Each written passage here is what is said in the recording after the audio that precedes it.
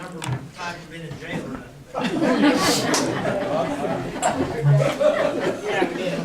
Before we start, Stu wants me to mention, men's breakfast is usually the first Saturday of the month, and because Dolly's service is going to be the first Saturday of the month, that's been moved to the second Saturday for our men's breakfast. Does that only meet once a month? Yes. Okay. I guess if maybe a quick thumbnail sketch would be good. Probably 45 minutes or so of this right now. I'm leaving. Does anyone want to go with me? By 3 o'clock. Yeah. I'm 65, qualified in April for Medicare, and boy was I glad to get out of that other insurance and get into something. I know there's some complaints we could still have, but anyway, I was born and raised in Portland, Oregon. I started preaching. I remember my first sermon, I was 14 years old. That's the first time I ever preached. And our youth pastor even hooked me up with some churches in the area, and my mother had to drive me. If the preacher, was on vacation or something like that, but that was kind of exciting as a youth. I met Jenny there in the high school youth group. We got married a few years later. We didn't get married till 75. But I went to San Jose Bible College, which is now William Jessup University. You might have heard the name Woody Phillips. He was our president. Don DeWelt had just left that area. But anyway, I graduated from there in 74. Started singing with the Gospel Lads in 75. And I did that for about 3.5 years. And Jenny and I got married.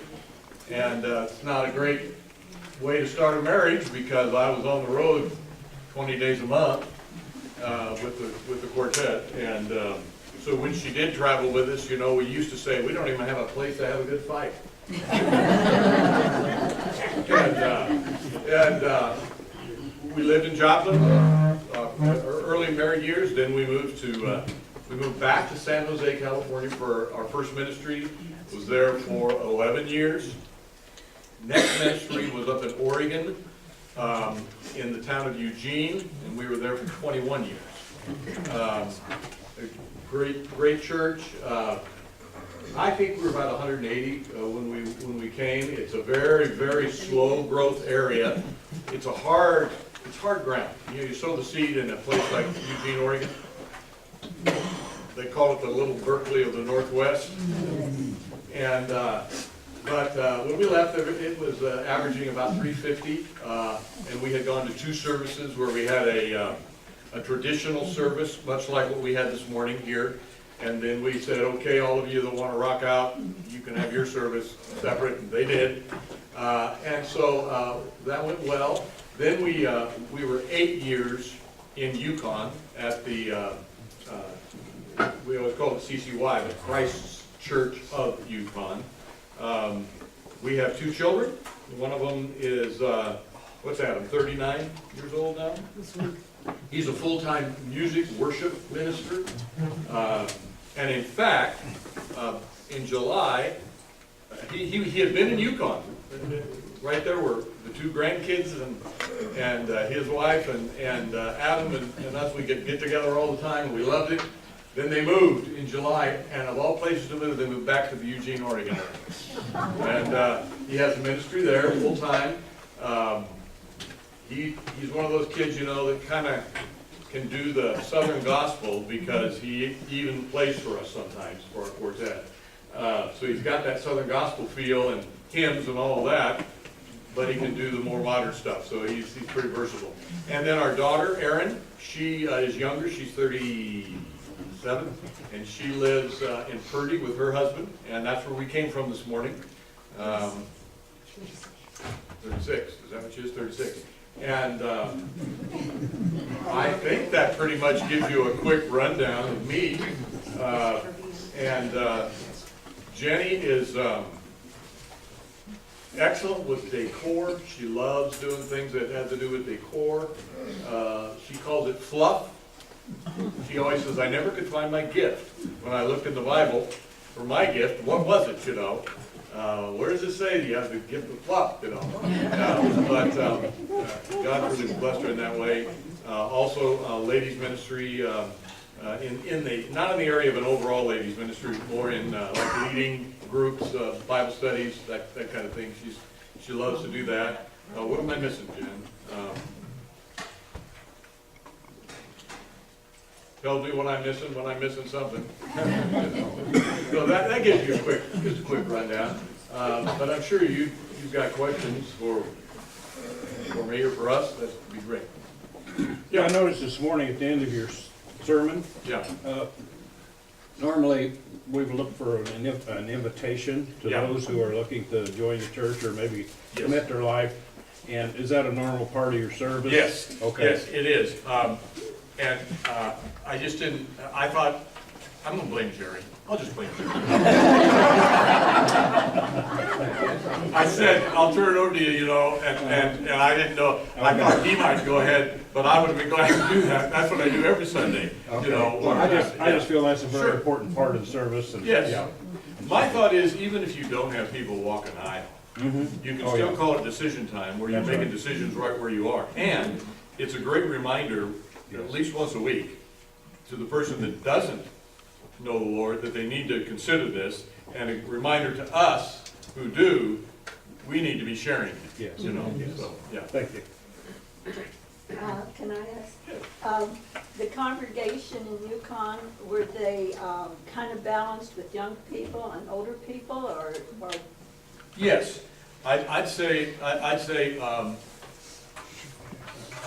they have all the ages, but at the time, right now, at this point, I did a little survey myself, looking through the names, and I would say at this point, they are 60% 50 or 45, okay, in that grouping.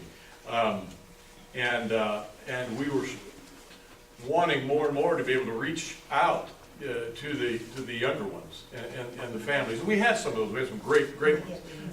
But there's a church in town that got there the same year I did, the same month, called Life Church, and it's a great church. It's actually the largest denomination in America right now by Sunday morning attendance. By Sunday morning attendance, it's the largest. It's because they have a multitude of satellite churches. They have satellites. In other words, they have a preacher that preaches, and then it's satellites, it videos in lots of places, not just Oklahoma City, but all the way into other states. Yeah, their main campus is in Edmond, Oklahoma, and then they have, they've branched out. I think they're doing one in Springfield. They're gonna open a campus in Springfield. But their preacher is in Edmond, and he is videoed to all the other, so they watch him on the screen. And they rock out in their music, you know, we visited a few times. They're sucking the youth in like you can't believe. Yeah, yeah. Which is not a bad thing. Not a bad thing. It's not a bad thing, but they really have a corner on the market. So all of the churches in the Yukon area have really struggled when it comes to the younger crowd, to be able to get them, because they're going to Life Church. well, we have a real potential here for young people, but we've been so busy getting situated that we haven't been, working hard on that. Well, but I'm hearing good things, though, about the church's desire to do that. And even little things that can become big things, like whoever is responsible for this, I heard that one or two or three, or I don't know how many of the ladies said, let's just tailgate down there for the kids that are playing on the ball field, and give them some hot dogs and, reach out. Just start reaching out. Yeah, that's wonderful. Yeah.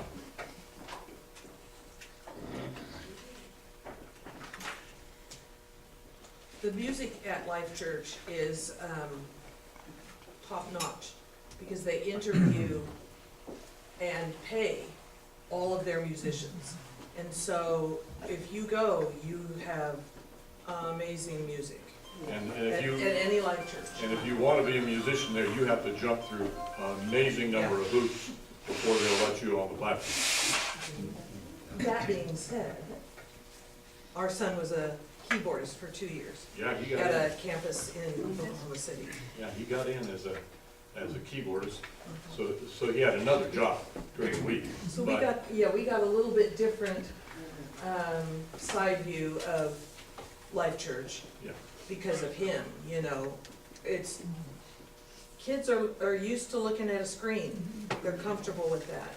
And that's, you know, this guy, Craig, Craig Rochelle. yeah, he tapped into that, and they're very comfortable with that. So it's not, you know, we don't wanna vilify them, No, it's a good program, because people are coming to know the Lord through that. It's just that there's a lot of young people. But there's also another statistic, that I work at a, retirement village, a very prominent, nice retirement village in, Yukon, called Spanish Cove. I don't know if anyone's familiar with it, but, the CEO was a member of our church, and he said in, how many years? well, he said in the next 20, No, but I think even in the next decade, it might happen. yeah, that the baby boomers are going to double. As far as their, So there's a huge market, not just for young people, but for all of us, you know. yeah. Go ahead, Rita. I'm curious about your view of the old standard of music, the old hymns, as opposed to some of this repetitive rock music. I find it hard to find any message in the repetitive rock music that they seem to prefer. Yeah, and I understand that. You know, my preference is to go older, you know, as far as what I like and what I enjoy. But I'll tell you something, Rita, I think we have to be careful about calling it repetitive. Here's why. Give me the words to the chorus of Oh How I Love Jesus. Oh how I love Jesus, oh how I love Jesus, oh how I love Jesus, because he first loved me. Now, that's just one. I mean, you can go on and on. We do have repetition because we learn that way. I know what you mean. You mean they might take a phrase that's 2 lines long and sing it 10 times. Yeah, I know what you mean. But I lean toward the older. I love the older. I respect the you know. Well, I mean, one of the things that turns people off, the older generation especially, is to go into a church where it's just, I could do that, but I'd rather not. I want to be in a holy place. I want to be quiet so you can contemplate what's going on. Yeah. And you have to be uplifted. It can be joyful music, it doesn't matter. But with repetitive over and over and over and over, it just kind of numbs your mind. Well, that's why Sunday we'll have 2 services. Yeah, and that's the beauty of So it. we Why not? can reach both. Why not? Exactly. We Yeah, can, you know, we have to find a balance. we can love them and hate their music, can't we? No, I'm still here. Be nice, please. One of the things that if they're exposed to it enough, they like this and they go somewhere else. Well, that can be too, just lack of commitment. Yeah. Yeah. I'm sorry, right over here. Do you visit people of our family that are sick in the hospital? Oh, yeah, yeah.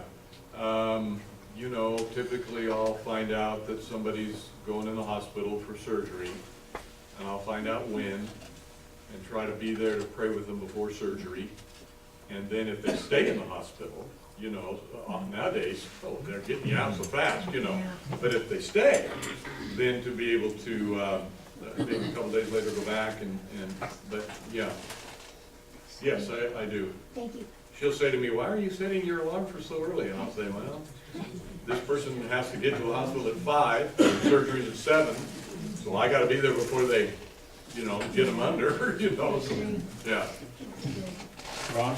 Yeah. Yeah, I was talking about the mega churches there, and I don't know, I have done a lot of reading and research on those, and I just wonder how the people there are really being fed, and is their life being actually changed, or are they just being entertained? Well- And, you know, we don't really study the Bible anymore, it seems like. You know, you need to really get into it, and I appreciated your using the scriptures you used this morning. Oh, yeah. You know, we need that, and Well, everybody does. I've always believed that and been a Bible preacher. Yeah, And, you know, I'm not big on the series stuff that yeah. you see, but I've heard some good sermons that I thought were good. Just not what I think it's too easy to get an idea and then find a scripture that you force into your idea, rather than go to the scripture and let the scripture produce your idea, you know? Yeah.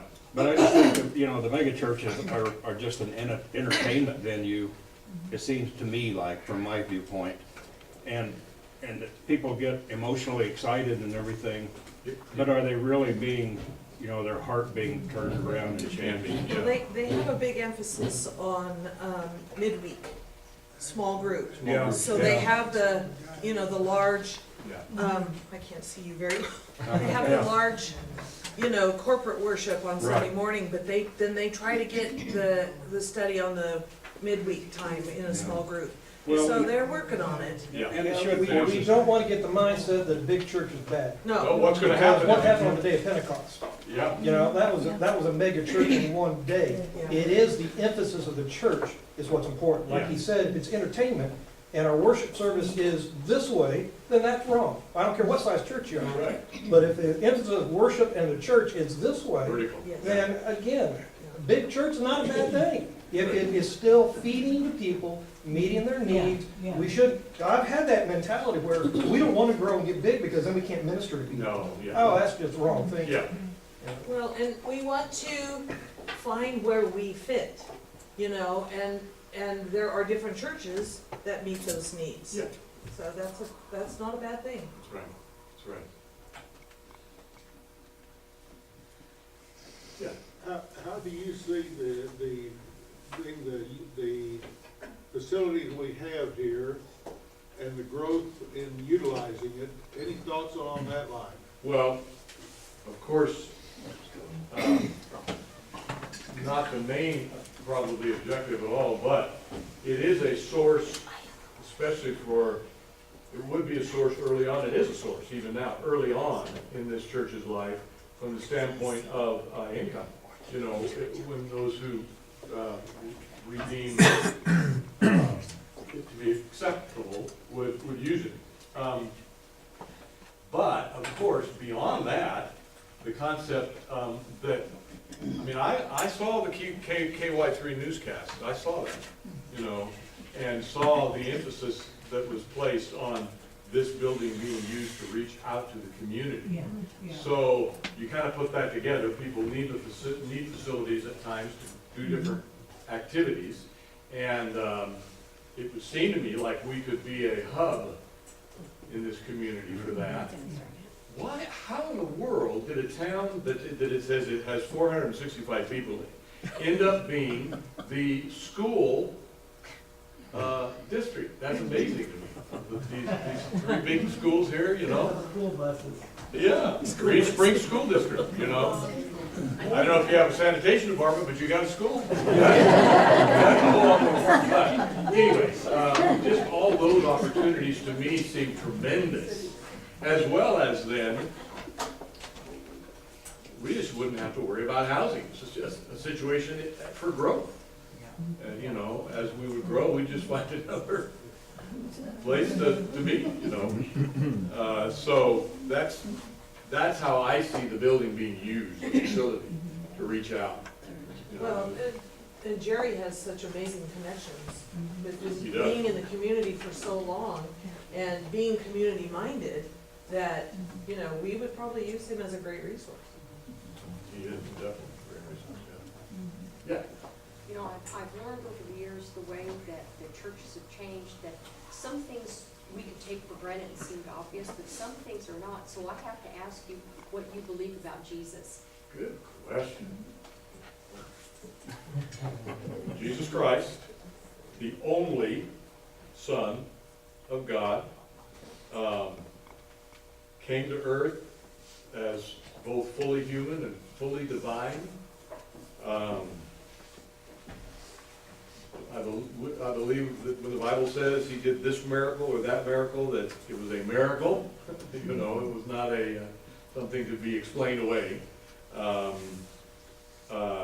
And of course, born of a virgin, the fact that he died, that was his mission, was to come and be the sacrifice for all time, all sin, post and pre Jesus, that he died for the sins of all mankind.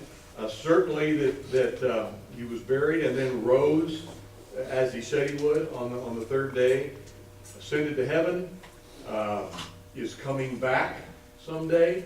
There's a lot of theories around the second coming of Jesus that Christians have, but they all believe he's coming back. And we will be in eternity with him, you know, forever. Okay, and he's the only way to heaven? He's the only way. Thank you. Yeah. Truth, the life, the only way. Yeah. And you know, the church, to me, that's the backbone of the church, really. That's the backbone. You have to have a skeleton if you're going to have a body that does something. If we had no skeleton, we'd be slugs. You know? You have to have a body. Now, put a skeleton up here in front. Doesn't really look all that appealing. You know, skeletons, we put them out at Halloween. You know, it doesn't look all that great. Bones. You don't really think in terms of when you shake hands with somebody, boy, they have nice bones. You know, it's the body. It's what's on the, you know, on the bones that can be attractive and warm and appealing. I think the body of Christ is like that. I think you have to have a backbone and you have to have a skeleton, and there has to be some non-negotiables. This is what we believe. This is not going to be trifled with or changed. And but know that somebody that's on the outside, especially that has no relationship with Jesus, no knowledge. You know, we're not talking about a Christian trying to come back. We're talking about an unbeliever. You know, no knowledge. For them to be just pounded right away with a whole bunch of bones, you know, usually doesn't work. You've got to love them. You got to receive them. When I say receive, I don't mean that makes them a member of the church. I mean, well, this is a huggable church, I know, because you've been hugging. You know, that's what I mean. You're not afraid to reach out. You know, I love the statement, "Come as you are, just don't plan to stay that way." You know, when you come into Jesus. So hopefully that gives you a little bit of idea there. Yeah. Yeah. Okay, there are a lot of scientific explanations as to how things have happened.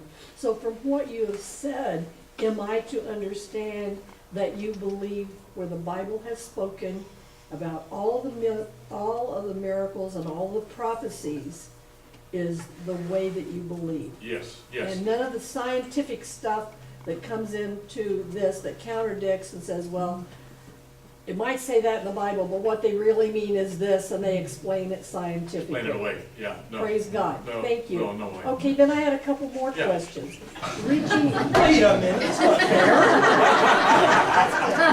reaching out into the community in Yes. every facet of their needs, Yes. meeting them where they are, helping to provide for them when they have physical needs in addition to the spiritual needs. Am I understanding correctly that yes, that's what we need to do? Yes, because they often aren't aware of their spiritual needs Okay. yet. Okay, and then how does that compare to with the way you reach out to missions throughout the world, which is what we're told to do also? Right. Right. How does that? You mean relate? Yes. Well. And how how do you perceive that that's talking to us today? That we're not supposed to be just reaching out to our community. No. We're to be reaching out to the world Globally. Yes. in world missions. Yes. And which this church does. Having a heart for it. Oh, yes. Yeah, I think that's vital. It's interesting. People that, for instance, have what I would call the gift of giving. They really look for the right investment. Usually if they're given the spiritual gift of giving by the Lord, they are smart with their money, and they know how to invest with good return.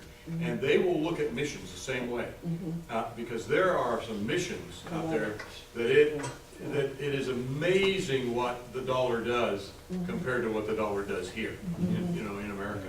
And I think that's wise. I think that's good stewardship. Thank Yeah. you.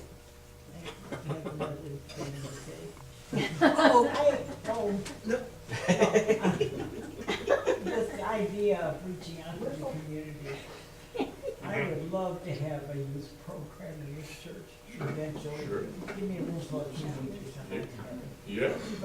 But it's. Says the one who doesn't like the rockin' out music, you crack me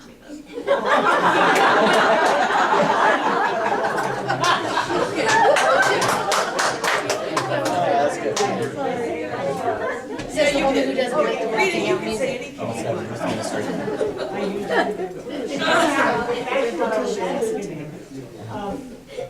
These different things that we can do, like the tailgating, like when they're playing their basketball, the mentally incapacitated, they're playing basketball, disabled. Yeah. Feeding them, different things that are going on. If you get the kids, they'll go home and bang their mothers and brothers to pieces. And you get the parents to, you agree with that? Yes, they will, you're right, Yeah, and otherwise you won't get them. I got two comments. Rita, I do remember when we had, we did God Rest You Merry Gentlemen, and with, to the music of In-A-Gadda-Vida, Iron Butterfly. You were one, I know you did. And that's my point. You were ready to dance to that. Good Well, you say I didn't like rock music, I just. But I didn't get my 5 minutes this morning, but to comment on something Linda said, there was an article this week that said a guy looking at DNA went backwards and said he could trace DNA back to 2 people. Yeah. He said that the human origin goes back to 2 people, and he said the same thing with 90 to 95% of all animal species can go back to a pair. That's great. That's scientific evidence of our Bible being true. Yeah. Amen. I didn't get to sermonize this morning, so I had to just throw that in. I think real science, that is, it comes up with facts that are actual facts, not just a theory. That we think maybe somewhere between the monkey and the human being there's a link, but instead, real facts. You find the real facts, you find God's truth. That's what you really are finding. Yeah. Okay, my vision is kind of like Rita's. I want to know what your vision is to bring youth and to bring, how do I say this? Yeah, good track to you. Yes, because we need it. We need it. We not only need it for, as we grow older, we're gonna be gone. I want this church to go on. Okay, I think that you have to look at what you've got. We didn't hear the question. I think she said, how do you attract the youth? How do you attract the youth? I said, I think you've got to recognize what you actually have right now that the youth would be attracted to. Now you can say, oh, they're not going to like our church service, or whatever. Wait a minute. How many of them have loving grandparents these days? We know how to do that, folks. We know how to love the unlovely. We know how to say, well, I'm not crazy about the tattoos and the earrings or whatever, but I can love that person like a grandparent loves a grandchild, you know? I think that's where we have to start. We have to start with what we've got instead of always saying, well, we can't do this, we can't do that, we don't have this, we don't have that, you know. We've also got a gymnasium over there. And we got a room that we've already thought about to use for you, and a piano, and anything else that can come, you take them in there, and you do their rock music, and what they enjoy doing, and we have that facility to take those youth and do that for them right out there, and they see that gym and they go, I'm gonna go. Yeah, oh, immediately. Hoops after we do our service in here. Yeah, and we may not be able to go out and shoot hoops with them. Why Yeah, yeah. The question I would like to know is how invested are you with our community? Well, maybe it would be better to say, were you invested in the community you were in, you know? Yes, are you looking? Yeah, yeah. There in Yukon, a town of 25,000+. Very nice town, by the way. It's real attractive to families. And it's just a really clean, nice place to live. So I got involved early on with the Ministerial Association, because the Ministerial Association there had things like a Thanksgiving service. On National Day of Prayer, we went and prayed with different leaders in the community at their invitation. You know, we didn't force ourselves on them, but we did that. We were heavily, in fact, we were the sponsors of a thing called Compassionate Hands, helping people pay their bills and stuff that couldn't, and also a food pantry. And so that the churches in the area could refer people to these ministries, and the churches could support these ministries, so that it was a community effort instead of just, you know, one church trying to do it all, you know. That would be an example of some of the things. The baccalaureate service, we had that. We had about, I'm going to say 6 to 10 things every year that we were responsible for. Praying for city council meetings, I was on the list, you know, going for that, for the Chamber of Commerce meetings, lunches, for the Board of Education for the town when they met. They always had one of us there to, you start to get to know people that way. I had a Friday coffee where about 150 people would be in a room this size, drinking coffee. Small business owners especially, yeah. Getting to know each other, you know, that's just a way to, so, yeah, the network, yeah. So those are some of the kinds of things that I did, to be involved in the community, rather than just be isolated in your own church. Now, I don't know what it's like here, I haven't explored it, you know. I'm sure Jerry knows, you know, and could show me some of the paths.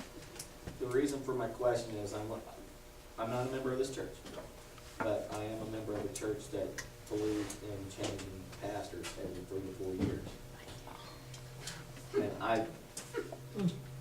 I just lost a minister that I love dearly that was here for 10 years. And that's a passion of mine, is to, I know the church is more than just this building, but we do get bonds. We sure do. And that's why I was wondering, how vested are you with this church? We are put down roots kind of people, Jenny and I. We are long-termers. We develop relationships. The hardest thing about leaving where we are now or any other place we've been is the relationships. Right. Close relationships, you know, that are just, because to us, that was home maybe until we died. Yeah. Having just finished raising a grandchild, you would be surprised how many grandparents in this area have a grandchild they're raising. Oh, isn't that something? Yeah. They are the primary parent, really. And ours granddaughter played volleyball, softball, and I retired. I was out in school district, so I could ride the school bus here. And we were able to make all of her games and things. And then, even 2 years after she graduated, I was in Walmart one day, and her students, her 3 girls, there's Pawpaw. See? See, if we make an investment in their life, they'll want to be here. Yeah, I was with her on going to games with them Yep, and all that time. But, sometimes you just gotta love them. yeah, still, Yeah. and some of them were, didn't know the Lord, didn't know about the Lord, Right? Right? but Right. it's all love. Yeah. It's all love. Jesus told us to do that. What brought you to this area?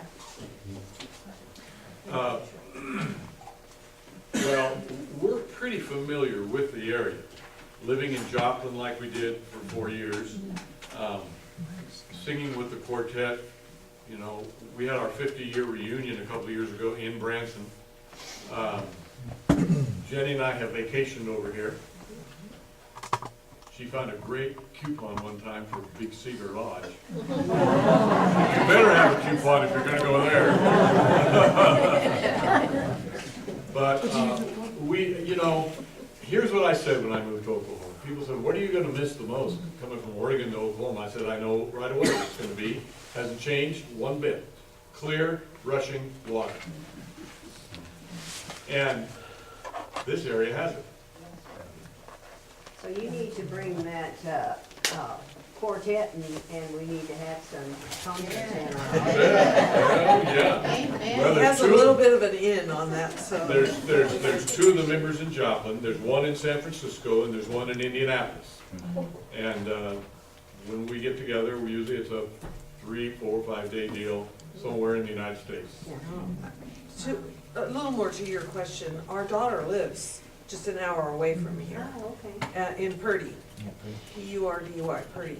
And her husband is entrenched in Purdy. They're not going anywhere. So we have a little bit of an incentive to be close to them. Do you have grandchildren? We have 2 that live in Oregon. They moved on July 4th from the city from Yukon, Oklahoma. They were there as a family for 4 years. So that was boo-hoo day, you know, for us. Yeah.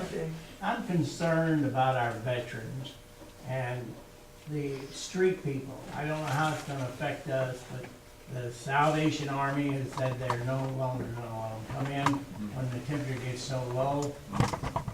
Eventually, maybe we can help out some way or another, I don't know. We could be a warming center or whatever it's called, you know, yeah. Red Cross has. Red Cross has those. They probably bring in the beds and stuff. The church that there in Yukon, we connected to Red Cross and said, can we be an emergency shelter? Because we had, there at that church, we had a large gymnasium also, with a lot of stuff around it. And we said, with the Red Cross, can we be an emergency shelter? You know, tornado shuts everything down, ice, you know, whatever, a place that people can come. And they said, sure. And in this case, they even help staff it.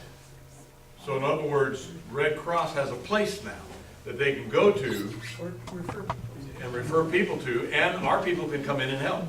Well, we'd have to have people that could help cook. Yes. And help. Yes, exactly. Show people where they can take showers and stuff. All like that. Maybe that's why they got out of it, I don't know. It's hard. It's a. Yeah. 2 years ago, the Red Cross was here. We were part of it. She's part of the Convoy of Hope. Okay. We did it right here when we had the flooding 2 years ago. Okay. In this building. That's great. We camped out with them. Yeah. Yeah. Ron, also, Tom Martin, who is the Director of Emergency Management in this area, he and I are good friends, and he's aware that if they have an emergency, this facility is available for them, and we'll assist them in any way. So, There you go. yes, we're locked into that, to assist in those kinds of emergencies. So, along with several other churches in the area, but certainly we'll be a part of that. Yeah, that's great. Who are you pointing at there? Yes. Hopefully this isn't too far down the road, but we also have to consider things like youth pastors, vacation Bible school, church camp, because that's incentives for the kids. That's typically how you learn is, you get a candy bar for memorizing 3 different verses and being able to recite them, and that was incentive for me when I was little, and that's how I learned. Vacation Bible school was always fun because Nana would always do the music, and we'd have a little sermon, and then we'd have a sleepover at the end of the night, and so things like that, you also have to consider those too. So You're right. You have to have leadership. That's why I was saying, okay, maybe we don't have that at this point, Yeah. you know, but, and so we use what we've got, but as things grow, you've got to be praying that God brings you the leadership that you need if you don't feel it's going to come from within. Yeah, definitely you have to have leadership. Because what's neat about this and rather unique in growing churches is we've got the facility.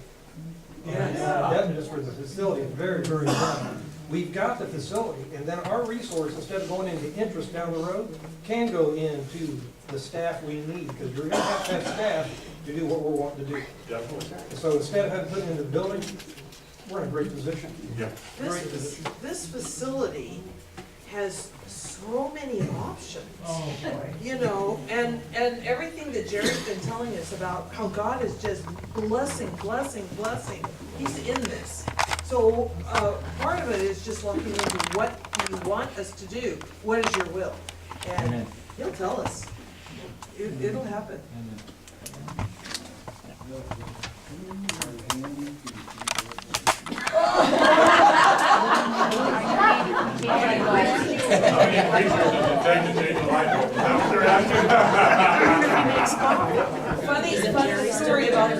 Funny story about light bulbs.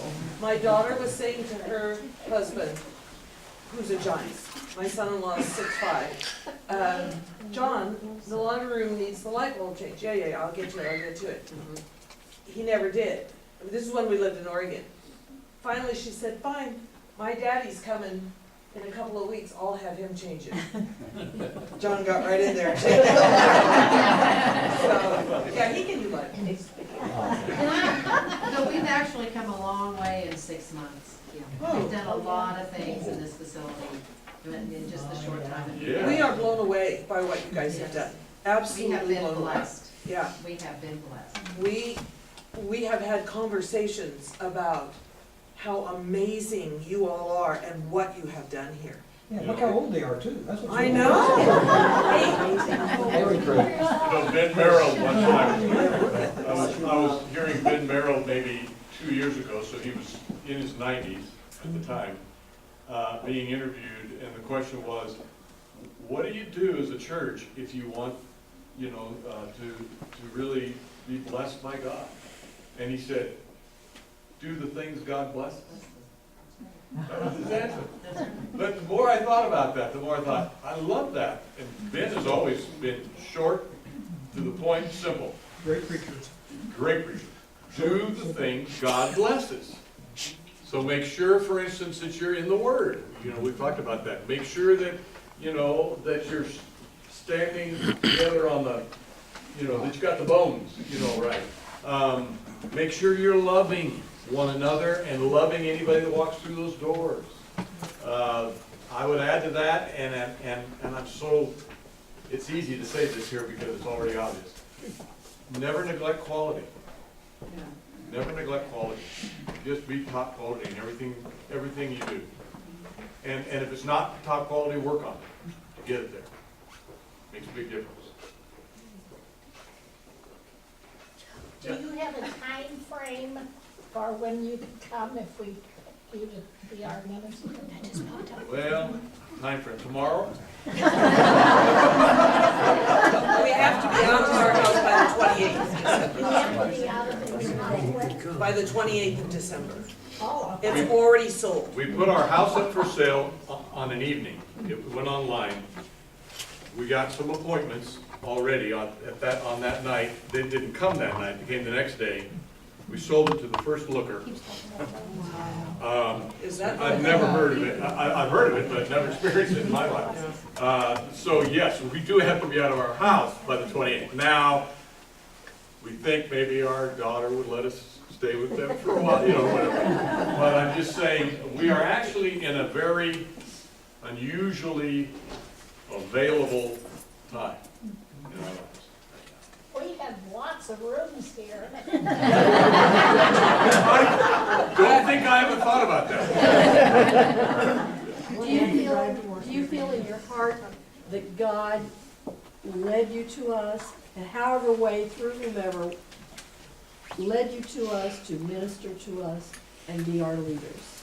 I'm going to say, almost, I'm going to say that the road to this point really seems to be filled with markers for us that are positive toward this congregation. I would just be waiting for a time for Jenny and I, following our time here today, for Jenny and I to be able to also be praying, just like you are gonna be praying and thinking. And if, you know, if the Lord leads both sides to an intersection, you know, that's what I would say. I will say this too, I really feel called to the preaching ministry, and I trace that all the way back, not just to my life growing up in the church and, like I said, being able to preach early on. I actually, there's a point, an experience in my life that I felt was a calling. And I have preached straight on since 2025. So I've been at it for 40 years without a break, without, you know, not preaching. So, you know, that is clear to me. So we're just looking for the intersection here, you know? Yeah. And this is probably a foolish question to ask now since I've heard you speak. But sometimes when the applicant, I'll call you the applicant, is excited and on fire and in ministry, and then the wife has her own career going kind of in her own direction. But it appears to me that that is true in this case, that your wife works right along the side you have her. We're not hiring your wife, but it's nice to know and to have a wife that works right beside the husband and is on fire for what he's doing and how she can help him. Just like any elder that serves here, or any pastor. The wife is not the employee or the servant at that particular position.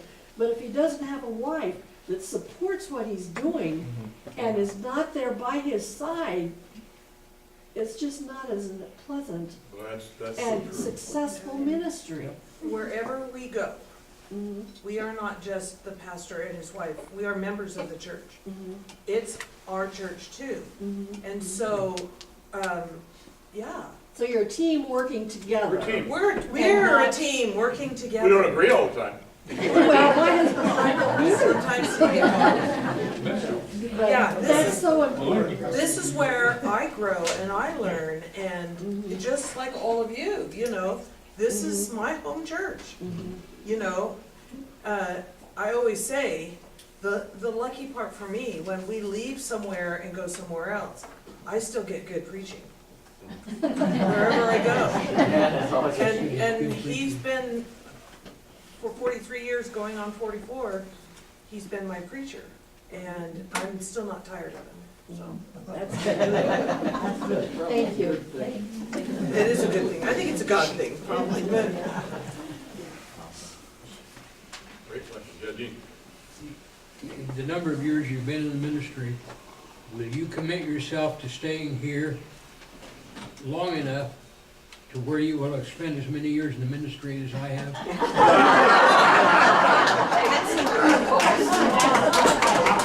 I think the answer to that is, as long as God gives me breath to preach, I'll be preaching. You have to realize that we're just starting out, and finances probably gonna be a little low. That'll be up to the board to decide what can be affordable, but, you understand. Yes, well, I think we'll just talk about it, and, you know, again, to me, that's just one factor, you know, that goes into the whole thing. Well, it helps that you're starting out now on, the medical. That does help. Got that right. Why don't we start you where I am right now? In fact, you could double it, right? Yeah. Or triple, or quadruple. Yeah. How did you hear about our church? On the Ozark side. I'm not familiar with. Ozark Christian, the college there, in Ozark, in Joplin, has a page of ministry openings and ministry opportunities. And that's where I happened to see this. And an interesting little side note is the baritone of our of the quartet I sing in, Steve. See, we're all close friends for 40 years, so, you know, there's a lot of good-natured stuff that goes on. but he texted me, he happened to be looking, his son teaches at Ozark. And he said to me, you need to check out this situation, because if you don't, I will. You wouldn't like him. Yeah. One more thing, I thoroughly appreciated your sermon. Yes. It was excellent. Well, thank you. So thank you for that.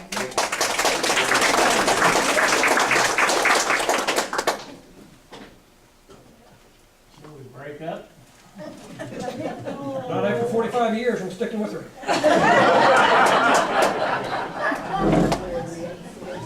Thank you so much for your time. Yes. And would you have circled the Reed Spring address on your computer had your daughter not lived so close by? No, we were, the thing that got us out here from Oregon was family.